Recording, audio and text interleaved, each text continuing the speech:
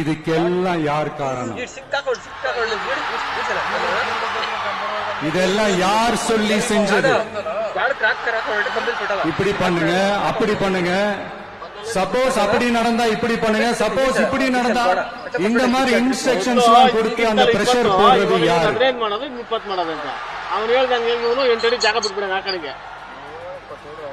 அந்த சம்பவத்துல நம்ம யாரெல்லாம் இழந்திருக்கோம் தெரியுமா?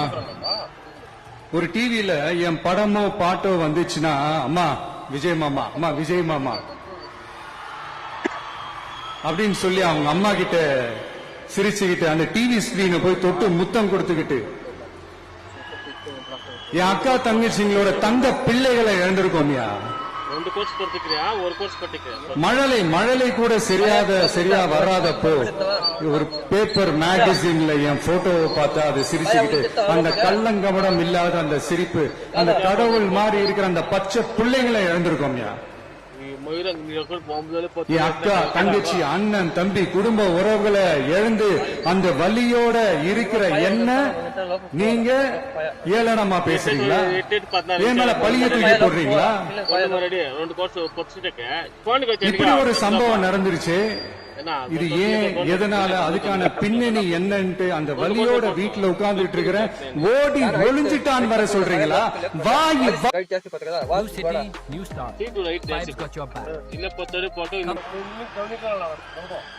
மக்களே, நான் உங்களையே கேட்கிறேன். அன்னைக்கு அத்தனை கிரௌட் இருந்துச்சு, அந்த கிரௌடுக்கு தகுந்த மாதிரி போலீஸ் பாதுகாப்பு கொடுத்தாங்களா? இந்த இடத்தை எடுத்துக்க சொல்லி நாங்க தான் சொன்னோம்னு ஒரு போலீஸ் ஆபீசர் பேட்டி கொடுக்கிறாரு. அதுக்கு என்ன அர்த்தம்? இவ்வளவு வலி வாய் கூசாம சட்டசபையில ஸ்டாலின் சார் நம்ம மேல திருப்பி விட்டு அங்க ஒரு அரசியல் செய்யறாரு. அதுக்கு என்ன அர்த்தம்? நமக்காக வந்திருக்கிற மக்களை காக்க வைக்கிறதுக்கு நாம் ஒன்னும் ஆதாயம் தேடுற அரசியல்வாதி எல்லாம் கிடையாது. மக்களுக்காக அரசியலுக்கு வந்தவன் இந்த விஜய். எனக்காக எல்லாமும் கொடுத்த என் மக்களுக்காக எல்லாத்தையும் விட்டுட்டு மக்களுக்காக மட்டுமே அரசியலுக்கு வந்தவன் இந்த விஜய். அவங்களுக்காக நன்றி கடன் செலுத்துறதுக்காக மட்டுமே அரசியலுக்கு வந்தவன் இந்த விஜய். உங்களுக்கு தான் இந்த விஜயை பத்தி நல்லா தெரியுமே. ஆனா நம்ம எல்லாருக்குமே இத்தனை வலிகள் காயங்கள் கொடுத்தவங்களுக்கு இந்த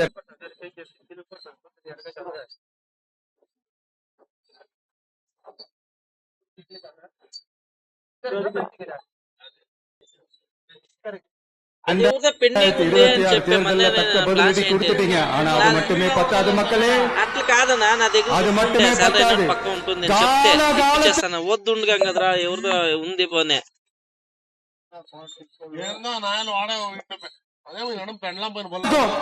எழுந்திருக்கவே முடியாத அளவுக்கு நிரந்தரமான ஒரு பதிலடியை நீங்க கொடுத்துக்கிட்டே இருக்கணும். சீனானுக்கா பண்ணா மக்களை விட்டு ஓடிடுவேன் நினைப்பா? யார் என்ன ஓடினாலும் நான் மக்களை விட்டு எல்லாம் ஓட மாட்டேன். அன்னைக்கும் சொன்னேன், இன்னைக்கும் சொல்றேன், நாளைக்கும் சொல்றேன், தில்லா சொல்லுவேன், கெத்தா சொல்லுவேன். பணமா ஜனமா அப்படின்னு கேட்டா என் ஜனம் தான் எனக்கு முக்கியம்.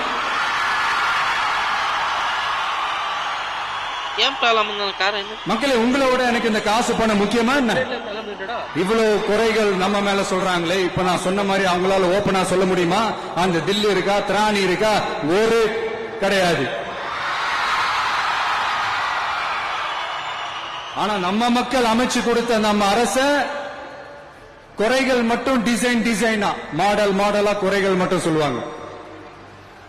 ஒவ்வொரு டிபார்ட்மெண்ட்லயும் அந்த பார்ட்டி ஃபண்ட், அந்த கட்சி நிதின்ற பேர்ல அடிக்கிற கொள்ளையெல்லாம் இந்த தீய சக்தியா இருக்கட்டும், தீந்து போன சக்தியா இருக்கட்டும், ரெண்டு பேரும் மாறி மாறி இதே தான் செஞ்சிட்டு இருக்கிறாங்க. இதுல ஒரு ஹைலைட் காமெடி என்னன்னா, சட்டசபையில பேசும்போது பார்ட்டி ஃபண்டுன்னு தான் சொன்னேன். அது எந்த பார்ட்டி, என்ன ஃபண்டு, யாரு, என்ன பேரு எதுவுமே சொல்ல. பார்ட்டி ஃபண்டுன்னு சொன்னவனை எடுத்தாங்க பாருங்க ஒரு ஓட்டம். எனக்கே ஃபர்ஸ்ட் புரியல, ஏன்பா ஓடுறாங்க அப்படி என்ன நம்ம சொல்லிவிட்டோம். அதான் அந்த குற்றமுள்ள நெஞ்சுக்கு தான் குறுகுறேங்கும். எப்படி இருக்கு தெரியுமா? எங்க அப்பா பீரோக்குள்ள இல்ல, எங்க அப்பா பீரோக்குள்ள இல்ல அப்படின்னு சொல்ற மாதிரி. ஐயோ ஏன் கேக்குறீங்க? இவங்களோட செம்ம கூத்தா இருக்குங்க, செம்ம ஃபன்னா இருக்கு. சென்னையில ஒரு பாலம் கட்டுறதுக்காக நார்மலா ஆகிற செலவை விட அதிக செலவுல, கிட்டத்தட்ட டபுள் மடங்கு செலவுல ஒரு டெண்டர் ஒண்ணு விட்டுருக்காங்க. அதையெல்லாம் தோண்டி எடுத்து அதெல்லாம் இப்போ கண்டுபிடிச்சு கேன்சல் பண்ணிருக்கோம்.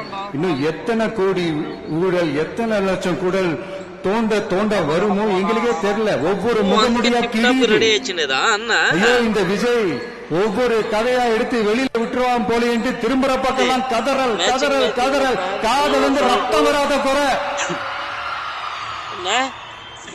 ஊழல் ஊறி போனவங்க இப்படிதான் இருப்பாங்க.